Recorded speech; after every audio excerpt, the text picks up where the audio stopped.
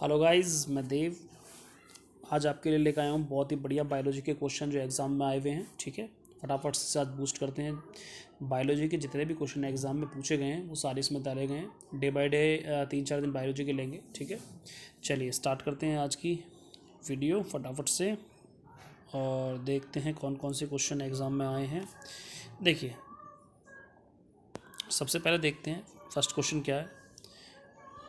First question है, रक्त को शुद्ध कौन करता है? तो रक्त को शुद्ध करता है वक्र यानी कि किडनी जो हमारी होती है वो रक्त को शुद्ध करती है। ठीक है, आगे आते हैं।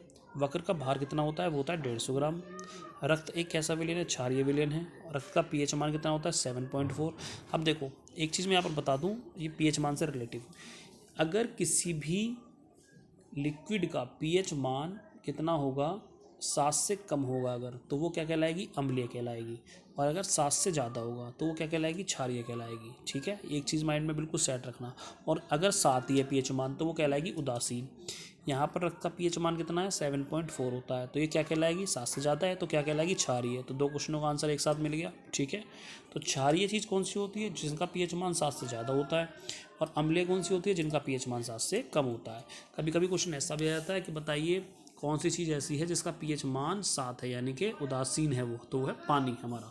ना तो वो अम्लीय है ना वो क्षारीय है, इसलिए हम उसे भरपूर मात्रा में ले सकते हैं, हमारी बॉडी के लिए सबसे अच्छा है। तो पानी का जो पीएच मान होता है वो 7 होता है। ठीक है, तो यहाँ पर पीएच मान के बारे में तुम्हें पता लग गया होगा। नेक्स्ट बात है, हृदय की धड़कन का नियंत्रक है कौन? पेसमेकर जो है वो हृदय की धड़कन का नियंत्रक है। ठीक है, पेसमेकर से आप हृदय की धड़कन भाप सकते हैं। शरीर से हृदय की ओर ले जाने वाली रक्तवाहिनियाँ क्या कहलाती हैं? यानी कि शरीर से हृदय की ओर जो रक्त ले जाती हैं उन रक्तवाहिनियों को क्या कहते हैं? उन्हें कहते हैं शिराएँ। ठीक है, और जो हृदय से शरीर की ओर रक्त लाती हैं पंप होने के बाद वो क्या कहलाती हैं? वो कहलाती हैं धमनी। ठीक है, तो दोनों चीज़ ध्यान रखना, शरीर से हृदय की ओर जो ले जाती हैं वो शिरा हैं, और जो हृदय से शरीर की ओर लाती हैं वो क्या है? धमनी है। जार्विक 7 क्या है? किसका नाम है? ये है कृत्रिम हृदय का, यानी कि मानव द्वारा बनाया गया हृदय का नाम जार्विक 7 रखा गया है। शरीर में ऑक्सीजन का परिवहन कौन करता है? रक्त हमारे शरीर में ऑक्सीजन का परिवहन करता है। सबसे छोटी ग्रंथि अस्थि कौन सी है शरीर की? अस्थि यानी कि हड्डी, तो वह है कान की हड्डी, स्टेपिस, मध्य कर्ण में होती है। सबसे बड़ी अस्थि कौन सी है? वो है जांघों में, फीमर। ठीक है, सबसे लंबी पेशी कौन सी है? तो वो है स्टोरियस, सबसे लंबी पेशी है। ठीक है, आगे आते हैं। सबसे बड़ी ग्रंथि कौन सी है? तो सबसे बड़ी ग्रंथि है यकृत। यकृत को कहते हैं इंग्लिश में क्या? लीवर। तो लीवर हमारे शरीर की सबसे बड़ी ग्रंथि है। सर्वाधिक पुनर्भवन की क्षमता किसमें होती है? वो होती है यकृत में। ठीक है, लीवर में सबसे ज़्यादा क्षमता होती है किसी भी चेंजिंग को क्षमता, मतलब किसी भी चेंजिंग को सहन करने की। सबसे कम पुनर्भवन क्षमता किसमें होती है? वो होती है मस्तिष्क में। शरीर का सबसे कठोर भाग कौन सा है? दांत का एनेमल जो होता है वो सबसे कठोर भाग होता है। सबसे बड़ी लाल ग्रंथि, तो पैरोटिड ग्रंथि जो होती है वो सबसे बड़ी लाल ग्रंथि होती है। सबसे छोटी डब्ल्यूबीसी, डब्ल्यूबीसी का मतलब होता है वाइट ब्लड सेल। ठीक है, तो यहाँ पर डब्ल्यूबीसी का मतलब है हिंदी में श्वेत रक्त कणिकाएँ, जो कि हमारी प्रतिरोधक क्षमता जो होती है, जब सपोज करो कोई चोट लगी तो उससे जल्दी से जल्दी भरने में, घाव को भरने में हमारी सहायता करती है, वो होती है हमारी श्वेत रक्त कणिकाएँ। ठीक है, रोगों से लड़ने की क्षमता देती है हमें। ठीक, तो यहाँ पर क्वेश्चन करा गया सबसे छोटी जो डब्ल्यूबीसी है वो कौन सी है? वो है लिम्फोसाइट। और सबसे बड़ी वाली कौन सी है? वो है मोनोसाइट। तो याद करने का तरीका ठीक है, एम से पहले क्या आता है? एल आता है, यानी कि एल क्या हुआ? छोटा हुआ, तो यानी कि छोटी में आएगा तो एल से लिम्फोसाइट, और बड़ी में आएगा तो मोनोसाइट। ठीक है, सबसे बड़ी शिरा कौन सी है? सबसे बड़ी शिरा है एनफीरियर। एनफीरियर सबसे बड़ी शिरा है। आरबीसी का जीवन काल कितना होता है? मोस्ट इंपोर्टेंट क्वेश्चन है, कई बार कई क्वेश्चनों में उसमें देखा, एग्जाम में देखा गया 120 दिन होता है आरबीसी का जीवन काल।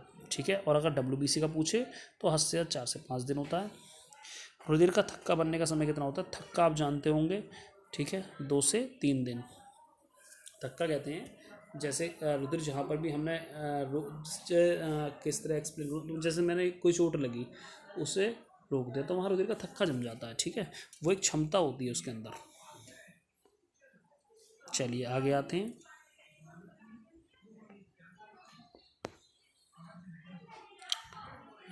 अनुवांशिकी के पिता जो कहा जाता है वो किसको कहा जाता है? क्वेश्चन आएगा तो अनुवांशिकी के पिता कहा जाता है ग्रेगर जॉन मेंडल को। ठीक है, उन्हें अनुवांशिकी का पिता कहा जाता है। हरगोविंद खुराना को नोबेल पुरस्कार जीन डीएनए से संबंधित खोज के लिए दिया गया। बहुत अच्छा क्वेश्चन बन सकता है यहाँ पर कि जो है डीएनए में नोबेल पुरस्कार किसे दिया गया, तो वो दिया गया हरगोविंद खुराना को। चलिए आगे आते हैं। प्रोटीन की फैक्ट्री किसे कहा जाता है, तो राइबोसोम को प्रोटीन की फैक्ट्री कहा जाता है।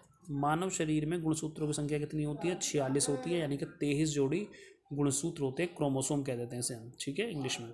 तो मानव शरीर में कितने क्रोमोसोम होते हैं, 23 जोड़ी, यानी कि 46।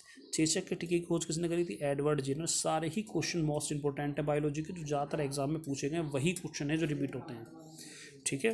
तो चेचक के टीके की खोज किसने करी, एडवर्ड जेनर ने। स्वस्थ मनुष्य के शरीर के पीएच मान जो होता है वो कितना होता है, 7.4 होता है, ठीक है। अभी पहले भी आया था कि रक्त का पीएच मान कितना होता है, ऊपर मैंने दिखाया था 7.4, इसलिए वो क्षारीय होता है। लाल रक्त कणिकाएं आरबीसी का निर्माण कहाँ होता है, अस्थि मज्जे में होता है, ठीक है। कोशिका की खोज, ठीक है, कोशिका की खोज अंग्रेज वैज्ञानिक किसने करी थी, रॉबर्ट हुक ने करी थी, ठीक है। ये भी इंपॉर्टेंट क्वेश्चन है, कोशिका की खोज किसने करी थी, तो रॉबर्ट हुक ने कोशिका की खोज करी थी। नवजात बच्चा जो होता है उसमें कितनी हड्डियाँ होती हैं, उसमें होती हैं 300 हड्डियाँ, ठीक है, जो नवजात बच्चा होता है। चलिए आगे आते हैं। मानव शरीर की सबसे लंबी हड्डी जो है वो कौन सी है, वो मैंने बताई थी अभी, फीमर यानी जांग की जो हड्डी होती है। मनुष्य के शरीर की सबसे छोटी हड्डी यानी कौन सी सबसे छोटी होती है, वो कान की होती है, स्टेपिस। दोबारा आया क्वेश्चन ये। मनुष्य की छाती में दोनों तरफ कितनी कितनी पसलियाँ होती हैं, तो 12-12 पसलियाँ होती हैं दोनों तरफ, बाएं और दाएं दोनों साइड, ठीक है। आरबीसी लाल रक्त कण की कब्रगाह।